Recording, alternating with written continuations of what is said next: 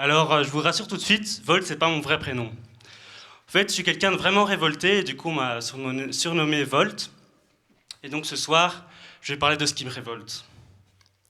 Je sais pas vous, mais je fais vraiment le grand écart entre, d'un côté, mes convictions écologiques, entre ce que j'aimerais vraiment bien faire, et ce que je fais vraiment au quotidien. Et ça m'énerve. D'un côté, j'entends que les écosystèmes s'effondrent plus rapidement de la banquise. J'entends qu'on va manquer d'eau, j'entends qu'on va manquer de pétrole. Et puis quoi? Qu'est-ce qui va se passer quand on pourra plus charger nos smartphones, quand on sera là à essayer de se bagarrer pour trouver une prise?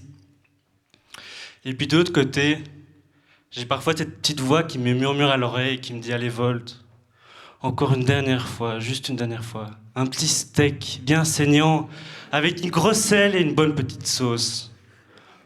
On n'a que le plaisir qu'on se donne. Enfin voilà, pour le moment, en fait, je fais tellement le grand écart que, à force de m'écarter les jambes, mon jeans va finir par craquer. Et puis c'est pas de ma faute aujourd'hui. Tout est tellement instantané. Aujourd'hui, t'as faim, bam, tu sors ton smartphone, bam, c'est commandé.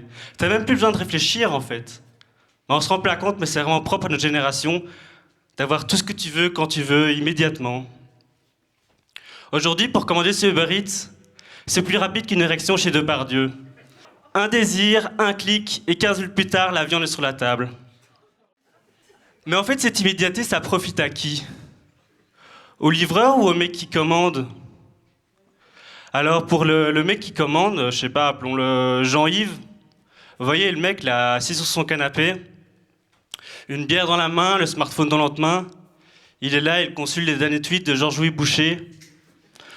Entre deux gorgées, il prend plaisir à cracher sur les réseaux sociaux, sur les chômeurs qui foutent rien. Puis après, t'as le livreur. Alors le livreur, il vit pas vraiment la même expérience. Pour lui, c'est la galère, il a les mains froides, il n'arrive pas à encoder l'adresse sur son smartphone, il est là, il galère. Il est là dans le trafic dense de Bruxelles, dans les rues étroites, il évite 2 SUV mal garés. Il y a le tram qui arrive, il est obligé de freiner, il fait un décalage. Là, il y a les piétons qui l'engueulent. Vous imaginez la scène, vraiment l'horreur. Et puis là, il se met à pleuvoir. Il reçoit un torrent d'eau dans la gueule. Puis après ça, il y a Jean-Yves, sur son petit canapé.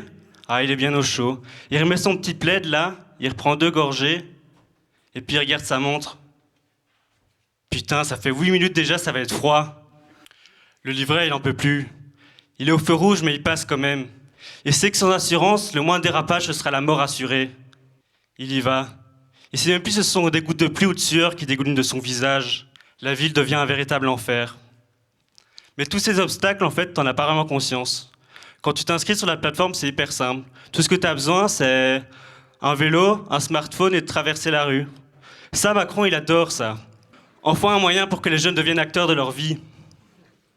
Non mais c'est tellement simple qu'aujourd'hui, il y a plein de sans-papiers qui deviennent coursiers. Le phénomène, il est tellement important qu'il y a plein de sans-papiers qui prennent des cours à vélo. Mais moi, j'ai un message à leur faire passer, enfin, si je peux leur donner un conseil. C'est un sac frigo qu'il vous faut. Oubliez votre bouée de sauvetage.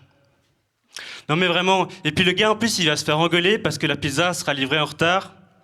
Le mec, il a traversé 3 continents, 2 océans, il se fait recaler parce que la pizza était tiède. Et puis bon, sur ces plateformes, c'est pas comme les films de Noël. Hein. Fais pas passer en boucle ceux qui sont mal notés. Un dérapage, une mauvaise note, et tu dégages aussi vite que t'es rentré. Et comme il y a un océan de main-d'œuvre, tu seras bien vite remplacé. En fait, l'ubérisation, on l'a vendu comme une nouvelle organisation du travail, où tu es libre de travailler autant que tu veux et quand tu veux. Je pense que dans la réalité, on s'est fait un peu avoir. Enfin, c'était pas mal, hein. Quand j'étais étudiant, je faisais ça pour financer mon alcoolisme. C'était trop bien quand c'était Uber qui finançait les soirées.